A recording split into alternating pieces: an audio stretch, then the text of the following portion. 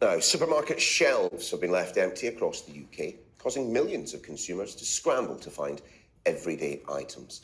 Government figures reveal that around 1 in 6 adults have been unable to buy essential food items in the last 2 weeks.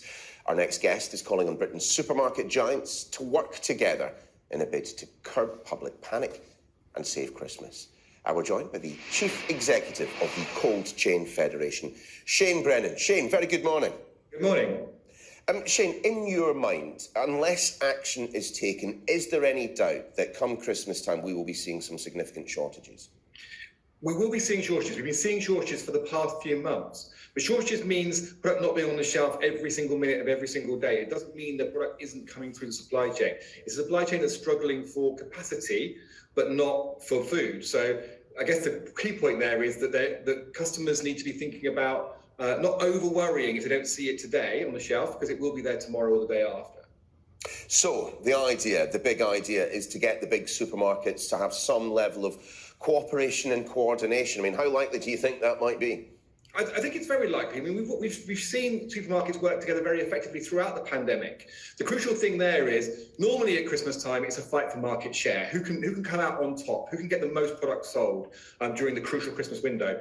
It's just not really possible this time. We need to think about the people in the supply chain, think about the pressure they've been under for the last 2 years, and think, well, how can we collaborate? How can we share the resources we've got? How can we make sure that we're communicating in a common voice to the consumer about the realities of the supply chain, which is not that there isn't food in the supply chain, just that it's harder than it's ever been right now to get that product out onto the shelf.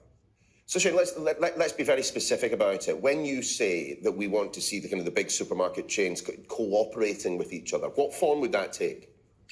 Regular discussion, which is happening, coming together to talk about where the problems are in the supply chain, looking at how they share resources, whether it's vehicles, whether it's sharing information about what products are available where, and understanding how to put that communication out to the customer about the fact that this is not a Christmas like other years, because we're still in the middle or coming out at the end of a pandemic period where we all have to work together and understand that the system isn't working quite as it should or we used to pre-pandemic.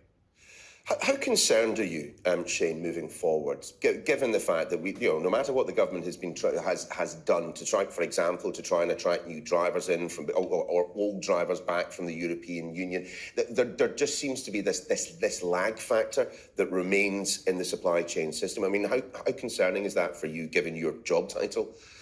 I'm really concerned about people. I'm concerned about the drivers, the warehouse staff, the back office staff who've been working in crisis mode for 2 years. They're really tired and they're really under pressure. They're doing the job without the reinforcements they need. So I guess my overriding concern is, how do we take the pressure off those people? How do we make sure that we use the capacity we've got to the most effective we can and not lose people out of the system, which is what we are doing at the moment if we're overworking them and they're unable to cope with the pressure they're under. So that's where my real concern is. I'm not so concerned about the availability of products on the shelf, because supply chains ultimately are resilient and they will find their way through. The key thing there is consumers understanding the pressure the system's under and bearing with it, and like they have at most other stages of the pandemic as well.